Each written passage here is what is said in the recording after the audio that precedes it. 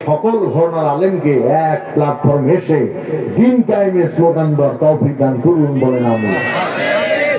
আল্লাহ বলছেন নবীজি নিঃসন্দেহে আমি তোমার চরিত্রটাকে মহান বানিয়ে দিলাম।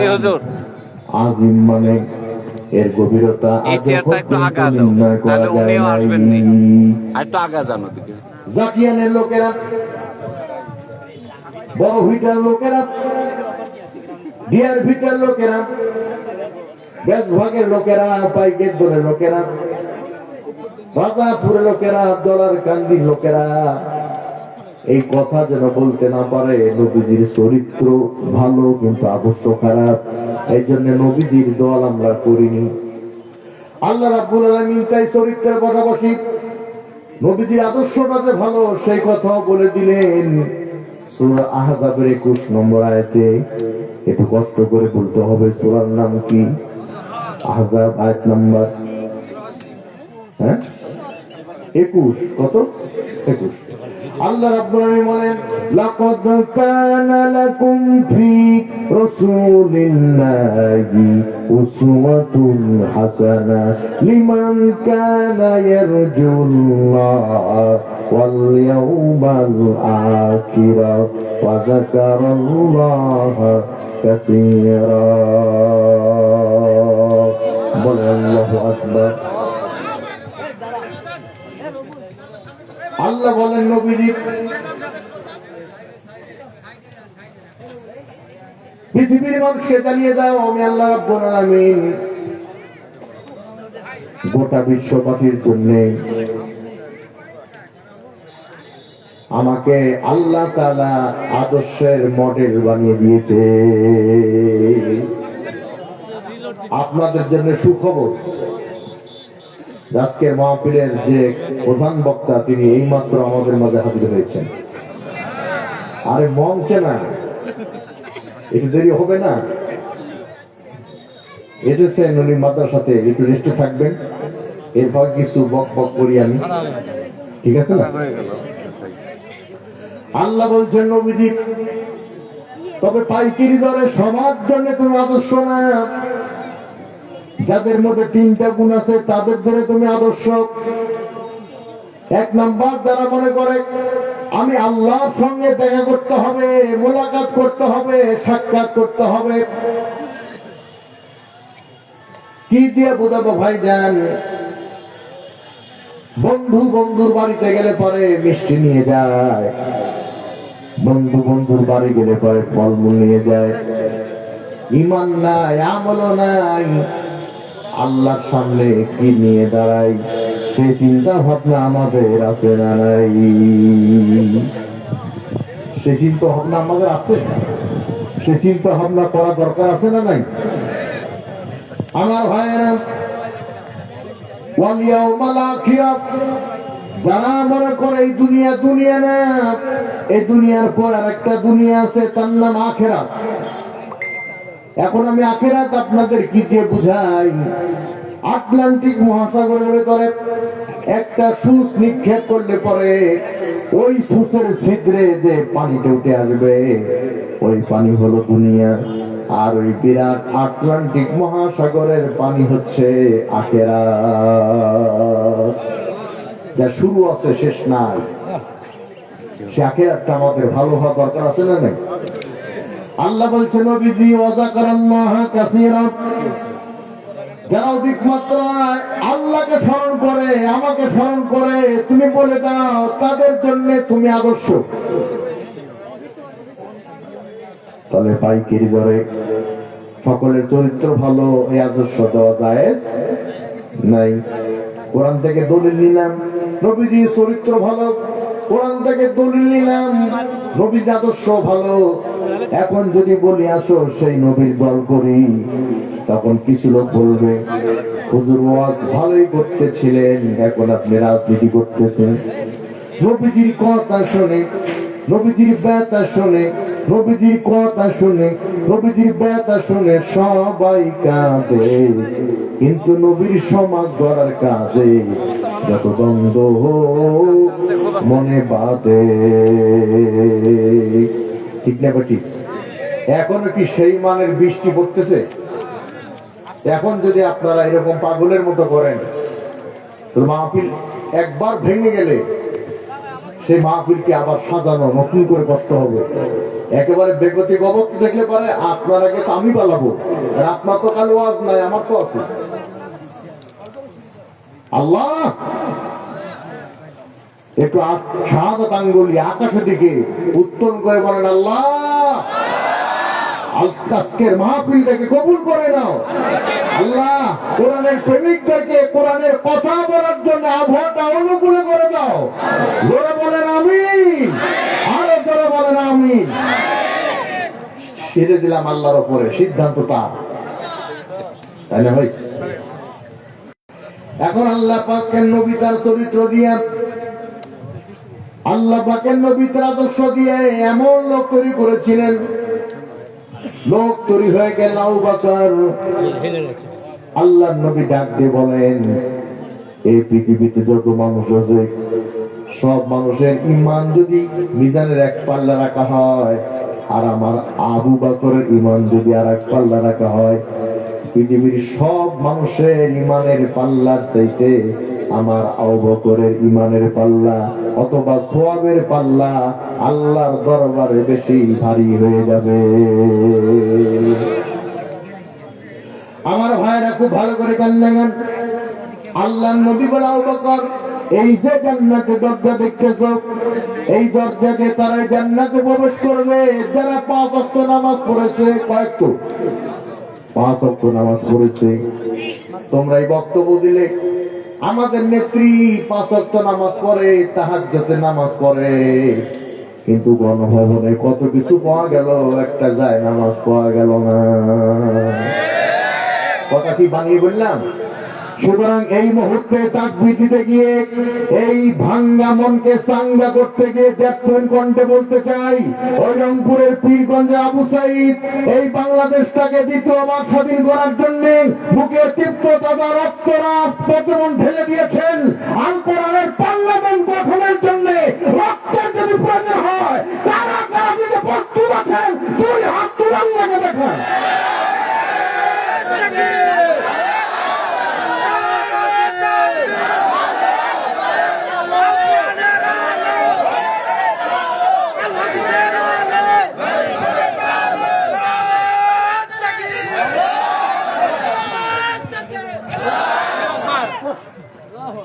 আলহামদুলিল্লাহ, আবহাওয়া একটু ভালো হয়েছে না? এই যে যেভাবে দৌড় মারছিলেন, এই লোকগুলি চলে গেলে আর ফিরত আসতো ইনশাল্লাহ। আল্লাহ যেটা সিদ্ধান্ত নেবেন সেটা চূড়ান্ত সিদ্ধান্ত, কেউ রোধ করতে পারবে না, ঠিক না ভাই? তাহলে নামাজের কথা বলছিলাম। আল্লাহ তাআলা কোরআনুল কারীমে নামাজের ব্যাপারে বলেন, ইন্নাস সালাতা তানহা আনিল ফাহশাই ওয়াল মুনকার ওয়া লাযিকরুল্লাহি আকবার। আল্লাহু আকবার। নিশ্চয় নামাজ মানুষকে অনাচার, কোনাচার, দুরাচার, ব্যভিচার, পাপাচার, নগ্নতা, বেহায়াপনা, অশ্লীলতা কার্যকলাপ থেকে দূরে রাখে। আর আল্লাহকে স্মরণ করার সবচাইতে বড় মাধ্যম হলো নামাজ। আল্লাহ তাআলা সূরা নাবার মধ্যে বলেন, ইন্নাস সালাতা কানাত আলাল মুমিনিনা কিতাবাম মাওকুতা। গিয়া হাজিরা খাতায় সই করলে বেতন হালাল হবে না, অথবা তুমি অফিসে যাবে না, পিয়ন দিয়ে খাতা বাড়িতে পাঠাবে, একটা সিগনেচার করে দেশের হাজার হাজার কোটি টাকা বিদেশে পাচার করে দেশের ভান্ডার শূন্য করে দিবে, তবে নামাজ তোমার নামাজ না। ঠিক কিনা করে বলে? এই জন্য স্লোগান বর্ধনে আবার প্রস্তুতি গ্রহণ করে নেন। আল্লাহু আকবারের স্লোগান যত দূরে যাবে, মেঘ তত দূরে চলে যাবে ইনশাআল্লাহ। সূরা হজের 41 নম্বর আয়াতে আল্লাহ বলেন, আল্লাযীনা মাক্কান্নাহুম ফিল আরদ আকামুস সালাহ। যদি মুসলমান হও আর ক্ষমতা পাও, তাহলে 4টা বিলম্বে, তার মধ্যে 1 নম্বর নামাজ। আমরা বাবার শাসন দেখেছি, আমরা মেয়ের শাসন দেখেছি, আমরা স্বামীর শাসন দেখেছি, আমরা স্ত্রীর শাসন দেখেছি, একবার কোরআনের শাসন দেখতে চাই। 2 হাত তুলে বলে ঠিক কিনা ভাই?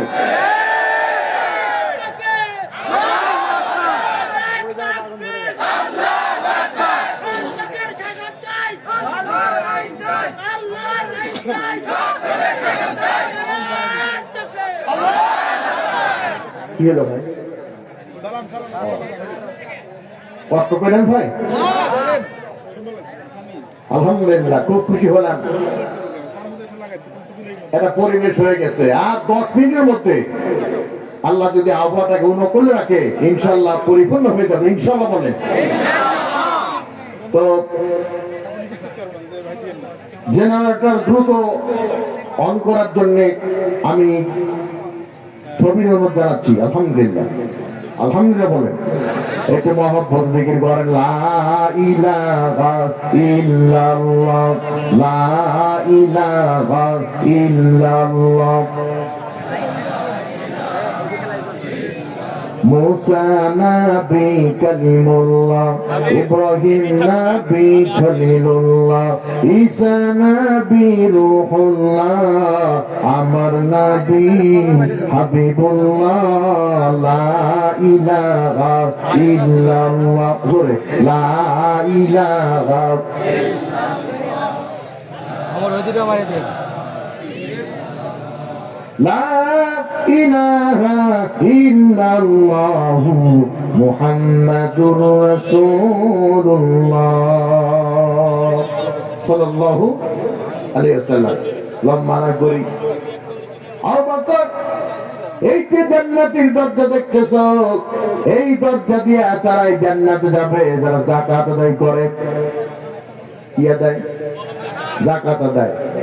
যখন রমজান মাস আসে ইসলামী ফাউন্ডেশন থেকে বিরাট একটা পোস্টার ছাপানো হয়, সেখানে লেখা থাকে আপনাদের যাকাত মুক্ত হস্তে দান করুন। ভুল, এভাবে যাকাত আদায় হবে না। মুক্ত হস্তে মানে কি? আমার মুখ আমি পকেটে দিলাম, এরপরে পকেট থেকে যা বের হলো ওইটা দিয়ে দিলাম, এর নাম মুক্ত হস্ত। যাকাত তো তা না, যাকাতটা হলো হিসাব করে দিতে হবে। 1 টাকা বেশি দিলে যাকাত আদায় হবে না, 1 টাকা কম দিলে যাকাত আদায় হবে না। তবে হ্যাঁ, হিসাব করার পরে যদি আপনি অতিরিক্ত দেন ওটা সৎকা হিসাবে পরিগণিত হবে। ঠিক কিনা বলেন? কিন্তু আমার দেশের বড় লোকেরা ব্যাংকে যে টাকা রেখেছে, এই টাকা থেকে শতকরা 2.5 টাকা হারে যদি যাকাত কেটে নেওয়া হয়, 3000 কোটি টাকার যাকাত আদায় হবে। যাতে 2টি কাজ হবে। একটি হলো দারিদ্র বিমোচন, এদেশের হাজারো বেকার যুবকের চাকরি, 2 নাম্বার বেতন। কথা বলেন ঠিক না বেঠিক? কিন্তু আমার দেশের বড় লোকেরা শতকরা 2.5 টাকা যাকাত দেওয়ার ভয়ে শতকরা 97.5 টাকা ব্যয় করে ইসলাম যাতে কায়েম না হয় সেই কাজে। আবার যাকাত দিবেন আপনি এমনি এমনি, যাকাত দিবেন আপনি আপনার সুবিধা মতো, মানুষকে বাড়িতে ডেকে এনে অথবা বাড়িতে গিয়ে গিয়ে মাইকিং করে অমকের বাড়িতে সকাল 10টায় যাকাতের শাড়ি লুঙ্গি বিতরণ করা হবে। এইভাবে জায়েজ নাই। যাকাতের শাড়ি লুঙ্গি বলে কোনো শাড়ি লুঙ্গি নাই, আপনি যেটা দিবেন ওটাই যাকাত। আজ থেকে কয়েক বছর আগে ময়মনসিংহে যাকাতের সার নিতে গিয়ে ফকিরের পায়ের তলে পরে ফকির মরেছে, এমন ঘটনা বাংলাদেশে ঘটেছে। ঠিক কিনা বলেন? আবু বকর, এই যে জান্নাতের দরজা দেখতেছো, এই জান্নাতের দরজা দিয়ে তারাই জান্নাতে যাবে যারা রমজান মাসে রোজা রেখেছে। আলহামদুলিল্লাহ, আল্লাহ তো আমাদের প্রত্যেককে তৌফিক দিয়েছিল, ঠিক কিনা? কিন্তু চিপা চাপায় অলিগলিতে 2-1 আছে, এরপর রোজা রাখে নাই, আছে না? পরে না নামাজ কালাম, পরে না নামাজ কালাম, গাজায় মারে দম, রাখে না রমজানের রোজা, ইফতার খাওয়ার জম। কথা বলেন? আমরা বক্তব্য দেই মান সামা রমাদান ঈমান ইহতিসাবান গুফরা লাহু মা তাকাদ্দামা মিন জানবি ওয়া তাআখা। যে ব্যক্তি সওয়াবের আশায় আত্মসমালোচনার মাধ্যমে রমজানের রোজা রাখে, আল্লাহ তার অতীত জীবনের গুনাহ মাফ করে দেন। আর যে ব্যক্তি রোজা নাই, সে বলে হুজুর মানে ঘড়ি দেখায় টাইম হয়ে গেছে, হুজুর কয় এখনো তো 2 মিনিট বাকি আছে। তখন ওই সিটার বলে মুয়াজ্জিনকে বলে দেন আযান দিতে, আযান দিতে দিতে 2 মিনিট হয়ে যাবে। এতে বোঝা যায় সে কি রোজা আছে। কথা হয় না। লম্বা না করি প্রিয় ভাইয়েরা, আল্লাহ নবী ডাক দেবেন, আবু বকর এই যে জান্নাতের দরজা দেখতেছ, এই দরজা দিয়া তারা এই জান্নাতে প্রবেশ করবে যারা নাকি আল্লাহর পথে দান খয়রাত করেছে। আবু বকর ডাক দিয়ে বলে, ইয়া রাসূলুল্লাহ সাল্লাল্লাহু আলাইহি ওয়াসাল্লাম, এমন কি কোনো ব্যক্তি নাই যে ব্যক্তি জান্নাতের সব দরজা দিয়ে প্রবেশ করে জান্নাতে যাবে? নবী আমার মৃদু হেসে বলে, আবু বকর আমার মন বলতেছে জান্নাতের সব দরজা দিয়ে জান্নাতে প্রবেশ করার অধিকার রাখে আমার আবু বকর। কেন? নবীকে চরিত্রের মডেল, আদর্শের মডেল হিসাবে গ্রহণ করেছিল। কথা বলেন ঠিক না বেটি? এরপর নবীজি বলেন, আমার ওমরের কথা শোনো। নবীজি বললেন, আমার পরে যদি কোন নবী হতো ওমর হতো। তার কারণ নবী হওয়ার যা কোয়ালিটি, নবী হওয়ার যা শর্ত, সব শর্ত ওমর পালন করেছিল, পূরণ করেছিল। কিন্তু নবী আর আসবে না বলে ওমর নবী হতে পারেন নাই। কিয়ামতের ময়দানে একদিকে দাউদ নবী, আরেকদিকে সুলাইমান নবী, মাঝখানে আল্লাহ পাক ওমরকে দান করাই দিবে। দাউদ নবী ডাক দিয়ে বলে, তুমি কে? বলে, আমি ওমর। সুলাইমান ডাক দিয়ে বলে, তুমি কে? বলে, আমি ওমর। বলতে তো তুমি কি জানো না ওমর? এটা নবীদের কাতার, নবীদের কাতারে কেন দাঁড়ালে যাও, পিছনে যাও। আমার অবস্থায় আল্লাহ পাক ডাক দিয়ে বললেন, নবী হওয়ার জন্য যা যা গুণ লাগতো সব আমার ওমরের মধ্যে ছিল। নবী এর আসবে না, তাই নবী হতে পারে নাই। এই জন্য নবীর কাতারে দাঁড় করাইয়া আমি ওমরকে নবীর মর্যাদা দিয়ে দিলাম। সুবহানাল্লাহ বলে বলেন। আহারে মুসলমান, সুবহানাল্লাহ বলে না। বাংলাদেশে আর্জেন্টিনা সাপোর্টার সবচেয়ে বেশি। আজকালকে খেলার মধ্যে আর্জেন্টিনা গেছে, ঠিক না? এরপরে ব্রাজিলের সাপোর্টার বেশি। আবার দেখেন যারা আর্জেন্টিনা তারা অধিকাংশ বিএনপি, আবার যারা ব্রাজিল তারা অধিকাংশই আওয়ামী লীগ। চাষ করে বসে ব্রাজিল আর্জেন্টিনার খেলা দেখতেছে। ব্রাজিল একটা গোল দিয়েছে, আহারে চিৎকার মেরে বলে গোল। আর্জেন্টিনা সাপোর্টারের মন খারাপ। কিছুক্ষণ পরে আবার আর্জেন্টিনা একটা গোল করেছে, আর্জেন্টিনা সাপোর্টাররা বলতেছে গোল, হাই আওয়াজ। কিন্তু কোরআনের মাহফিল আসবে সুবহানাল্লাহ বলবে, এই আওয়াজ বের হয় না। এই জাতির কপালে বৃষ্টি ছাড়া অন্য কি উঠবে? ওটা বলেন ঠিক কিনা? বলেন সুবহানাল্লাহ। সুবহানাল্লাহ এর মধ্যে 8টি অক্ষর আছে। বলতে দেরি, আপনার আমল নামায় আসলে কি লিখে দিতে আল্লাহ দেরি হয় না। সুবহানাল্লাহ বলবেন না? শুধু তাই না, ওমর দাঁড়িয়ে আছে, নবীও দাঁড়িয়ে আছে, সাহাবায়ে কেরামও দাঁড়িয়ে আছে। নবীজি কথা বলতেছেন, ওমরের কথাটা নবীর চাইতে জোরে হয়ে গেছে। আল্লাহ তাআলা কোরআনের আয়াত নাযিল করে জানাই দিলেন, হে ওমর, নবী যখন কথা বলবে, নবীর কথার চাইতে তোমার কথা যেন জোরে না হয়। হযরত ওমর করলেন কি? জিহ্বাতে পাথর চাপা দিলেন। সাহাবায়ে কেরাম বলে, ওমর জিহ্বাতে পাথর চাপা দিলে কারণ কি? বলতেছে মনের ভুলে জোরে কথা বললেও পাথরের কারণে আওয়াজ যেন ধীরে হয়। দেখছেন, নবী আমার একদিন ডাক দিয়ে বললেন, আমার তুমি আমার কাছে আসো।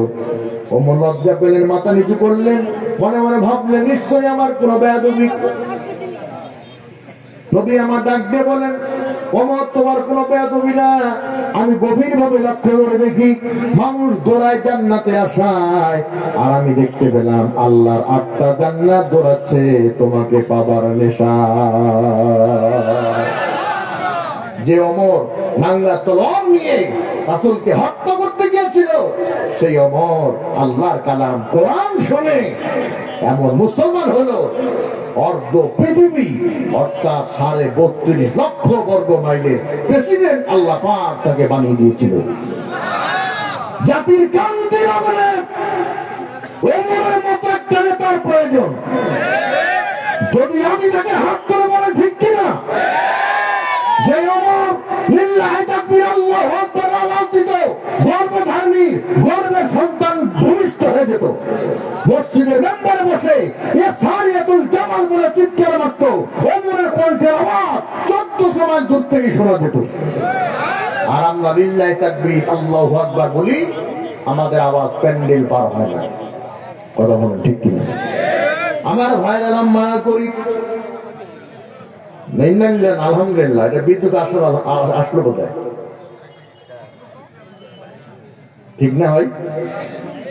আলহামদুলিল্লাহ বলেন। এরপরে দেখেন আল্লাহ নবী চরিত্র গ্রহণ করার কারণে, আল্লাহ নবীকে আদর্শ নেতা মানার কারণে ওসমানের ব্যাপারটা কি জানা গেল। নবী আমার ডাক দিয়ে বলেন, আমি আমার একটা মেয়েকে ওসমানের সাথে বিয়ে দিলাম, মেয়েটা মারা গেল। আমি আমার আর একটা মেয়েকে ওসমানের সাথে বিয়ে দিলাম, সেই মেয়েটা মারা গেল। আমার যদি আর একটা মেয়ে থাকতো, আমি সেই মেয়েটা ওসমানের সাথে বিয়ে দিয়ে ত্রিপল জামাই বানাতাম। চরিত্রের মাধুর্য কত উন্নত। আর আমাদের শ্বশুর পাইছে একটা হুজুর, একটা মেয়ে দিয়ে রাত্রে টেনশনে থাকে, সকালবেলা কখন বোধহয় তালাকে নোটিশ আসে। আমরা এত খারাপ, ঠিক কি বলে? নিজেরটা দিয়ে বুঝে না। আমার ভাইরা খুব ভালো করে কান লাগান। এই ওসমান রাদিয়াল্লাহু তাআলা আনহু, আবু বকর রাদিয়াল্লাহু তাআলা আনহু, ওমর রাদিয়াল্লাহু তাআলা আনহু দ্বীনের জন্য সংগ্রাম করতে গিয়া, লড়াই করতে গিয়ে বাতিলের সাথে আপোষ করেন নাই। তারা শহীদ হয়ে দুনিয়া থেকে বিদায় নিয়েছে। শহীদের মর্যাদা কত, সেই আয়াতটাই তেলাওয়াত করেছি। আল্লাহ রাব্বুল আলামিন বলেন, ফালুকাতিল ফি সাবিলিল্লাহ ইল্লাযীনা ইয়াশরুনাল হায়াতাদ দুনিয়া বিল আখিরাহ ওয়া মান ইউকাতিল ফি সাবিলিল্লাহি ফায়ুকতাল আও ইয়াগলিব ফাসাওফা নু'তিহি আজরান আযীমা। আল্লাহু আকবার। যারা দুনিয়ার জীবনটাকে তুচ্ছ মনে করে আর পরকালীন জীবনটাকে দুনিয়ার চাইতে প্রাধান্য দিয়ে দেয়, অগ্রাধিকার দিয়ে দেয়, তারা যদি মরে যায় তাও লাভ, যদি তারা বেঁচে থাকে তাও লাভ। ভাষা উপানুতিহি, তাদের জন্য অস্থিরাই আমার কাছে আছে আজরান আযীমা, বড় পুরস্কার। তাফসীর না কাছে দেখলাম বড় পুরস্কার মানে হলো আল্লাহ পাকের বিশাল জান্নাত। সুবহানাল্লাহ বলেন। এখন যদি বিশ্ব নেতৃবৃন্দুর পক্ষ থেকে ডাক আসে, ফিলিস্তিনের গাজার পক্ষে যুদ্ধ করে জীবন দিতে হবে, যাবেন সবাই? ইচ্ছা করলে যাওয়া যাবে না, পাসপোর্ট ভিসা লাগবে। তাহলে আমরা বাংলাদেশ থেকে যেটা করতেছি সেটা হলো ইমানের 2 নাম্বার কাজ। কয় নাম্বার? ইমানের 1 নাম্বার কাজ হলো অন্যায় হলে ওটা হাত দ্বারা প্রতিরোধ করো। যেহেতু আমাদের পক্ষে যাওয়া সম্ভব না, কারণ আমাদের পাসপোর্ট ভিসা নাই, এজন্য আমরা মুখ দ্বারা প্রতিবাদ করছি। মিডিয়ার মাধ্যমে গোটা বিশ্বে এটা প্রচারিত হয়ে যাচ্ছে, ঠিক কিনা জোরে বলেন। আমার বন্ধুগণ ভালো করে কান লাগান। রাসূল বললেন, খয়রুল কুরুনি করনি, আমার যুগ হলো সোনালী যুগ, আমার যুগ হলো স্বর্ণের যুগ। उतर कर गार हेरा से छुए कम आया और एक नुस्खा की मिया ये सफलाया। হেরা গুহায় আমি ধ্যানরত ছিলাম, আমার অবস্থায় জিবরাইল আমার হাতে স্বর্ণের মতো একটা কি যেন দিল। ওইটার পরশ যখন আবু বকর পেয়ে গেল, ওমর পেয়ে গেল, ওসমান পেয়ে গেল, আলী পেয়ে গেল, তখন তারা খাঁটি সোনা হয়ে গেল। সুতরাং সেই কোরআনের পরশ যদি আমরাও পাই, খাঁটি সোনা হয়ে যাবো, ঠিক কিনা বলেন? আপনারা ভালো করে জানেন, স্বর্ণকে আগুনের কাছে নিয়ে গেলে স্বর্ণ গরম হয় কিন্তু নরম হয় না। স্বর্ণকে নরম করতে হলে ওই স্বর্ণের উপরে সামান্য সোহাগা দিতে হয়, তাহলে স্বর্ণ নরম হয়।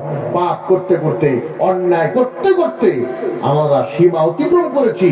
এখন আমাদের এই হৃদয়টাকে যদি পরিষ্কার করতে চাই, তাহলে কোরআন নামক সোহাগা লাগবে। একটা জামা 5 দিন ধরে গায়ে দিলে পরে জামাটা ময়লা হয়ে যায়। ওই জামাটা পরিষ্কার করার জন্য যেমন সাবান লাগে, পাপ করতে করতে অন্তরে মরজিকা পড়ে গেছে। এই মরজিকা পূর্ণ অন্তরকে যদি পরিষ্কার করতে চাই, তাহলে কোরআন নামক সাবান লাগবে, ঠিক কিনা ধরে বলবে। আমার ভাইরা খুব ভালো করে কান লাগান। মাদ্রাসার মাহফিল খুব গুরুত্ব সহকারে খেয়াল করবেন।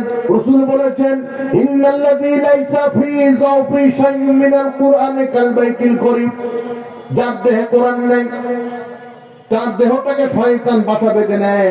একটা নতুন ঘর তৈরি করেছেন, ওই ঘরে যদি মানুষ বসবাস না করে তাহলে সেই ঘরে যেমন কীট পতঙ্গ বসবাস করে। যে ঘরে কোরআন থাকে না ওই ঘরে কীট পতঙ্গ মানে শয়তান বসবাস করে। কথাটা আমার না নবীজি? নবীর কথা। নবীজি আরো সুন্দর করে বললেন, মান করাল কোরআন ফাস্তাযহারাহু ফাহাল্লা হালালাহু ওয়া হারামা হারামাহু আদখালাহুল্লাহুল জান্নাহ ওয়া শাফাহু ফি আশরাতিন মিন আহলি বাইতিহি কুল্লুহুম ওয়া দাদারাত লাহুন নার। হালালকে হালাল, হারামকে হারাম বাদ বিচার করে যেই ব্যক্তি, যেই হাফেজ, সে হাফেজ জান্নাতে চলে যাবে। এবং হাফেজকে এমন পাওয়ার দেওয়া হবে, 10 জন ব্যক্তি জাহান্নামে চলে গেছে, এমন 10 জন ব্যক্তিকে সুপারিশ করে জান্নাতে নিয়ে যাবে। এই জন্য অন্তর্বর্তী সরকারের কাছে দাবি করেছি, যার 3টা সন্তান তার একটা সন্তানকে মাদ্রাসায় পড়ানো বাধ্যতামূলক করা হোক। আমার দাবির সাথে কারা কারা একমত? 2 হাত তুলেন। লিল্লাহি তাকবীর, লিল্লাহি তাকবীর। কিন্তু আমরা করি কি? ছেলে হয়েছে সুন্দর, স্বামী পরামর্শ করেছে এই ছেলেকে ইঞ্জিনিয়ার বানাবো।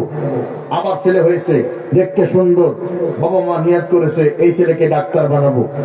আবার ছেলে হয়েছে লক্ষ্মীটেরি দেড় বেটারি, পরে গেলে উঠতে পারে না, নাম রাখছে হিম্মত আলী, চোখে কম দেখে নাম রাখছে নজর আলী। চিন্তা করছে এই ছেলে ইঞ্জিনিয়ার হবে না, এই ছেলে ডাক্তার হবে না, একে দিব জাতীয় মাদ্রাসায়, লিল্লা বোর্ডিং এ যে কয়দিন খেয়ে বাঁচে, পরে গেলে আপদ বিদায়। অন্তত একটা ছাত্রকে, একটা ছেলেকে মাদ্রাসায় দিবেন। এই জন্যতে আপনি মরে গেলে পরে আপনার জানাজা যেন আপনার ছেলে করতে পারে। কোন ভাড়াটে ইমাম যেন না লাগে, কারণ ভাড়াটে ইমাম গিয়ে জানাজা পড়াবে, দোয়া তো নাও করতে পারে। কথা বলেন? একান্ত বন্ধুরা ভালো করে কান লাগান। আল্লাহ নবী কোরআন তেলাওয়াত করতেছেন, ইয়াসিন ওয়াল কুরআনিল হাকীম ইন্নাকা লামিনাল মুরসালিন আলা সিরাতিম মুস্তাকিম।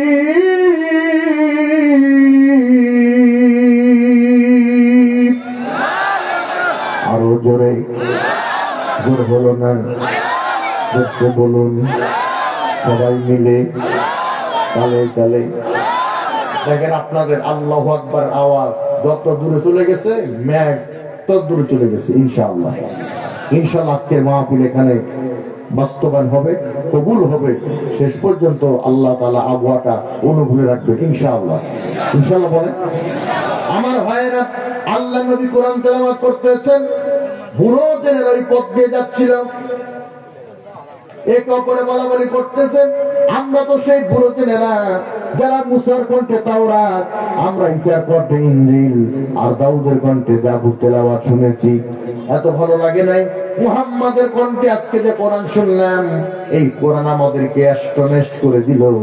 এই মর্মস্পর্শী কোরআনের প্রতি যদি আমরা ঈমান আনতে পারি, এই কোরআন আমাদেরকে উঠাবে ইসলাম নামক গাড়ি, আর এই গাড়ি সরাসরি যাত্রী বানায়া আমাদের নিয়ে যাবে জান্নাতের বাড়ি।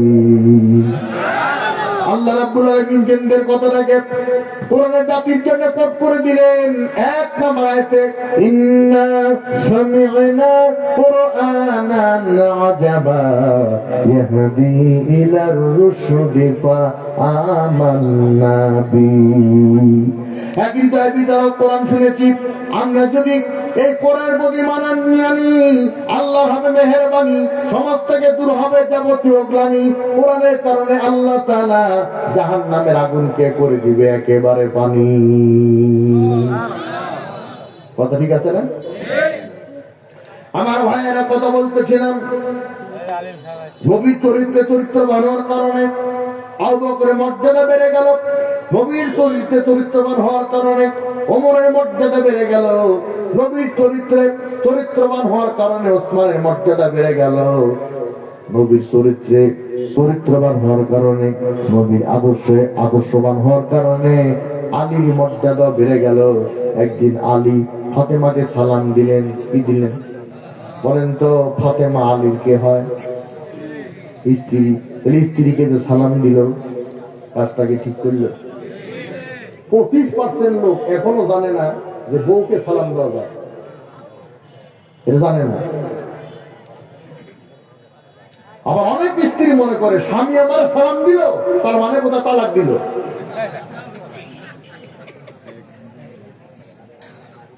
যেই ঘরে সালাম স্বামী স্ত্রীর মধ্যে প্রচলিত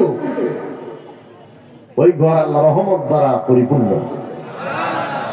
রাসূল বলেছেন যে আগে সালাম দিল অহংকার মুক্ত, আর শত্রুকে আপন করার সবচেয়ে বড় হাতিয়ার হলো সালাম। এই জন্য এই হাদিসটা মাদ্রাসায় পড়ানো হয়, আসসালামু কবলাল কালাম, আগে সালাম পরে কালাম, আগে সালাম দাও পরে কথা কও। আর আমরা কেউ মোবাইল করলে পারে হ্যালো সালাম কালাম কোথায় যে গেল, স্টার জলসার বরকতে, আজি বাংলার বরকতে, টাটা বাই বাই, এদের নাই নাই খাই খাই, ঠিক না? মোবাইল ধরে বলতেছি হ্যালো, এখন উনি বলতেছে বড় ভাবি কেমন আছে, ভালো আছে, মেজো ভাবি কেমন আছে, ভালো আছে, ছোট ভাবি কেমন আছে, ভালো আছে। যেটা ওয়েটিং এ চলে সেটা কেমন আছে, যেটা মেসেঞ্জারে চালাও সেটা কেমন আছে, ওইটার পর্যন্ত খবর নেয়। সালাম দিতে 30 সেকেন্ড সময় লাগে, মুসলমান এই আমল ছেড়ে দিয়েছে, ঠিক কিনা? হযরত আলী ফাতেমাকে সালাম দিলেন, বাড়ি থেকে বেরিয়ে গেলেন, হঠাৎ করে দেখতে পেলেন একজন ল্যাংড়া লোক। হযরত আলী মনে মনে ভাবলেন ল্যাংড়া লোকটাকে আমাকে সালাম দিবে, কিন্তু হলো কি ল্যাংড়া লোক সালাম দিল না। আলী চিন্তা করলো ল্যাংড়া লোক সালাম দিক বা না দিক, আমার তো না দিলে চলবে না। হযরত আলী ল্যাংড়া লোকটাকে সালাম দিল, কিন্তু ল্যাংড়া লোক সালামের জবাব দিল না। হযরত আলী চিন্তা করলেন আমার দায়িত্ব আমি পালন করলাম, ওনার দায়িত্ব পালন করুক বা না করুক, ওনার জবাব উনি দিবে, আমার জবাব আমি দিব। হযরত আলী যখন পাশ কেটে চলে যায় তখন এই ল্যাংড়া লোক ডাক দিয়ে বলছে আলী রে, আমি তোমার বাড়ির মেহমান হতে চাই। হযরত আলী চিন্তা করলেন 4টা জিনিস রহমত। কয়টা? 4টা জিনিস রহমত। 1 নাম্বার হলো কন্যা, 2 নাম্বার হলো মেহমান, 3 নাম্বার হলো অসুখ বিসুখ, আর 4 নাম্বার হলো বৃষ্টি। কিন্তু এখন যদি বৃষ্টি নামে সবার আগে আমারই মন খারাপ হবে, কথা কয় না? তাহলে কমিটির কি হবে চিন্তা করছে একটা বার। ওই কয়টা জিনিস রহমত? 4টা। তাহলে 1 নাম্বার কি? কন্যা সন্তান। আপনারা এই ওয়াজ জানেন, তারপরে মনে করে আমাদের দায়িত্ব। রাসূল বলেছেন যার 1টা কন্যা তার 1টা জান্নাত, যার 2টা কন্যা তার 2টা জান্নাত, যার 3টা কন্যা তার 3টা জান্নাত। নবীজি বলেছেন এই 3টা কন্যাকে যে দিন শিক্ষা দিল এবং সৎ পাত্রস্থ করলো, এই 3 কন্যার অভিভাবক আর আমি নবীজি জান্নাতে পাশাপাশি থাকবো। আপনারা সুবহানাল্লাহ বললেন, কিন্তু আপনারা একটা বার হিসাব করে দেখবেন, তদন্ত করে দেখবেন, পরপর 3টা কন্যা যেই মেয়ে প্রসব করে ওই মেয়ে নিজেই নিজের উপরে খুশি না। কত ভুল বললাম? যা সেদিকে যাওয়ার সুযোগ নাই, প্রধান বক্তা চলে আসবে, আমাকে ইঙ্গিত দেওয়া হয়েছে 9:30 থেকে, খুব বেশি হলে আর 10 মিনিট। তো এর মাঝখানে কিছু কাই কারবার আছে, ওইটা করার জন্যই আমি এই ওয়াজটা ধরেছি। তো হযরত আলীর বাড়িতে খাবার আছে না নাই এটা মনে নেই, যেহেতু মেহমান রহমত, চলেন যাই। বলতেছে আমি ল্যাংড়া মানুষ, আমি কেমনে যাই, আমারে কোলে নাও, মাথায় নাও। একবার কোলে নেয়, একবার মাথায় নেয়। ফাতেমার দরজায় গিয়ে ডাকতে বলে আসসালামু আলাইকুম। ইয়ে ফাতেমা, হে ফাতেমা দরজা খোলো, মেহমান এসেছে। ফাতেমা দরজা খুলে দিলেন।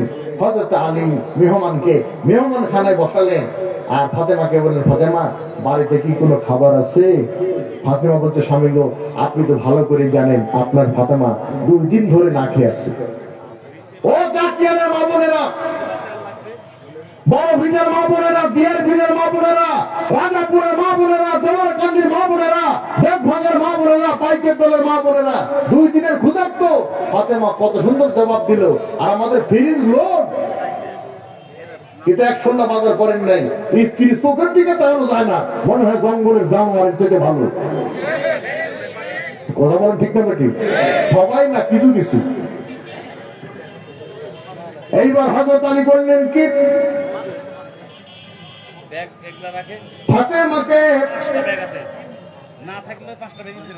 নির্দেশ দিয়ে বললেন ফাতেমা কি করা যায়। হযরত আলী সিদ্ধান্ত নিলেন কোরআনের দিকে তাকাই দেখি কোরআন কি বলে। কোরআন বলতেছে ওয়াস্তাইনু বিস-সাবরি ওয়াস-সালাহ ইন্নাল্লাহা মা'আস-সাবিরিন। কোরআন বলছে ধৈর্য সাহায্য এই দুইটা কামনা করো নামাজের মাধ্যমে, নিশ্চয়ই ধৈর্যশীলদের সাথে আল্লাহ আছে। কি আছে?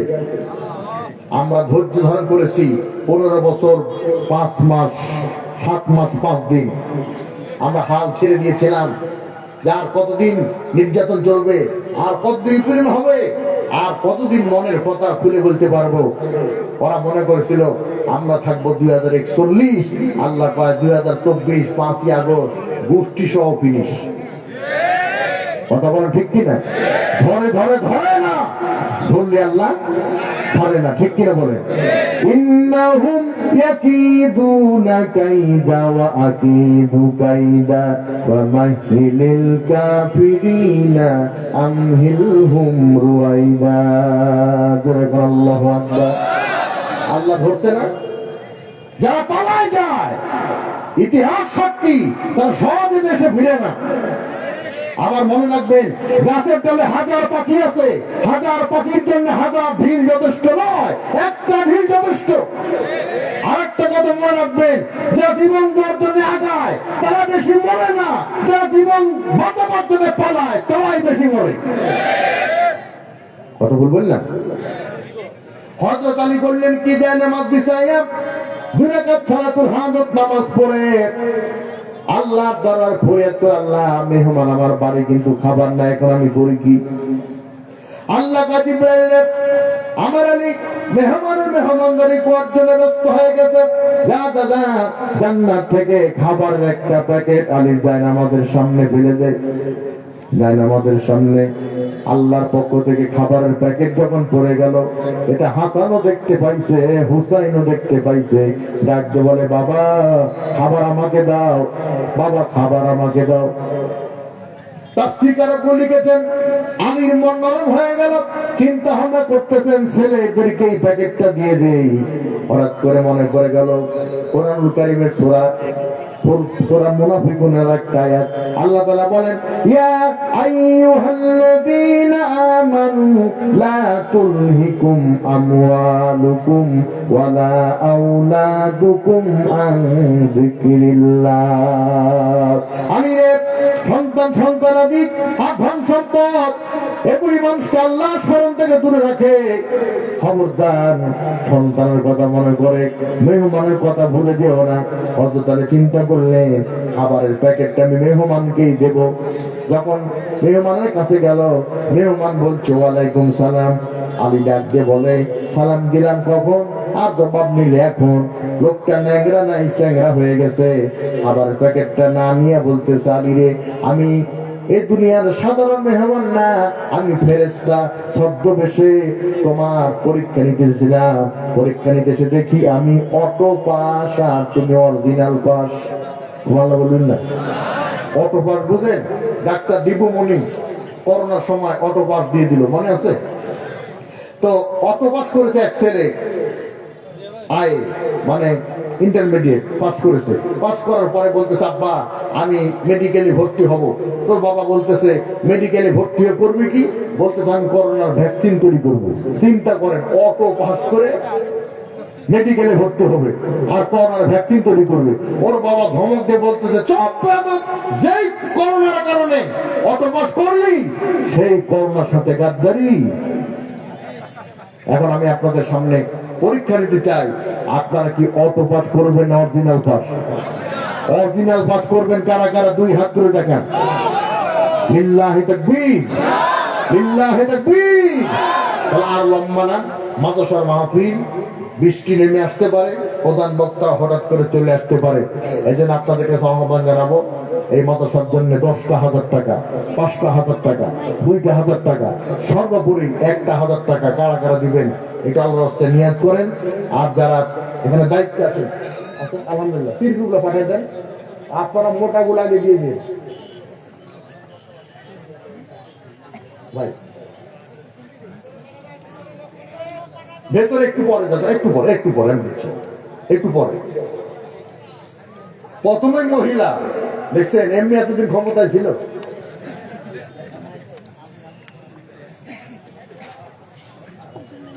হ্যাঁ, মোসাম্মদ হাফিজা খাতুন জয়নগর থেকে দেখছেন, জয়নগর থেকে